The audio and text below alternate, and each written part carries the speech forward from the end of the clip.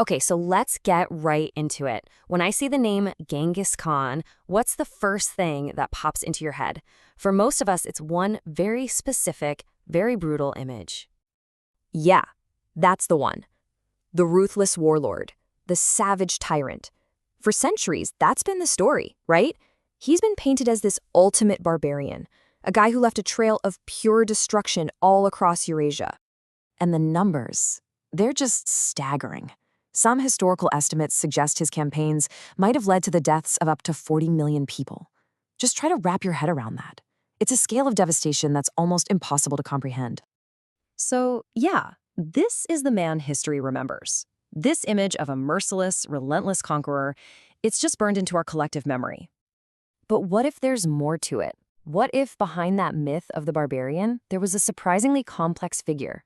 A political genius, a social revolutionary, and even an economic visionary. That's what we're going to do. Peel back those layers of the myth and find the man that history seems to have forgotten.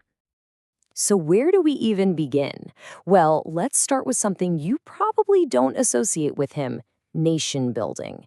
This guy went from being a nomadic warrior born into poverty to one of the most effective administrators in all of history.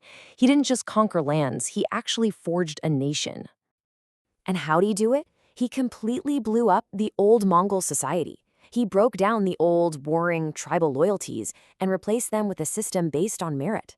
Suddenly, it didn't matter who your father was. What mattered was how good you were at your job and how loyal you were. He even organized everyone into these military units of tens, hundreds, and thousands. He took scattered clans and created a unified, disciplined state. And this quote right here, it perfectly sums up his leadership style. He hated luxury. He shared the hardships and the rewards right alongside his men. This wasn't some distant emperor on a throne. This was a general who led from the front, and his soldiers were intensely loyal because of it. His approach to religion was also completely revolutionary for the time. Now, personally, he was a devout Tangrist. He believed in an eternal sky god, but his policy for the empire? Religious freedom. He exempted all religious leaders, Christian, Muslim, Buddhist, you name it, from taxes. That was unheard of back then. But here's the thing. This tolerance was also a very clever tool. It was pragmatic. By protecting certain religious groups, he actually made it easier to conquer their lands. And it wasn't absolute freedom either. He did, for a time, forbid certain practices that clashed with Mongol traditions. So it was this really complex mix of progressive policy and shrewd political strategy. Okay, so these administrative skills did more than just build a nation. They actually laid the groundwork for the largest free trade zone the world had ever seen. And this kicked off a whole century of relative peace that we now call the Pax Mongolica, or the Mongol Peace. The logistical backbone of this whole thing was a system called the Yam. Think of it like a medieval pony express, but on a continental scale. It was this incredible network of relay stations that connected east and west like never before. It allowed not just armies, but information, goods, and ideas to travel at unbelievable speeds. And the Mongols actively encouraged trade. They raised the status of merchants, who were often looked down upon, and gave them special passports, like this golden tablet that Marco Polo mentioned. It was basically an all-access pass that guaranteed safe passage and supplies across the world's biggest market. And just look at this timeline. It shows the incredible staying power of his legacy. We're talking more than 200 years after his death, and Christopher Columbus is literally sailing across the ocean with a letter addressed to the Great Khan, still searching for the trade empire he built. It's just amazing. This whole period was transformative. It's what introduced key technologies like gunpowder and the compass to the West. It connected the world through trade and, you could argue, laid the very foundations for our modern globalized economy. But his legacy is also deeply personal, and it's filled with contradictions, especially when you look at his own children. So, while his sons were, let's just say, famously underwhelming, his daughters were absolute powerhouses.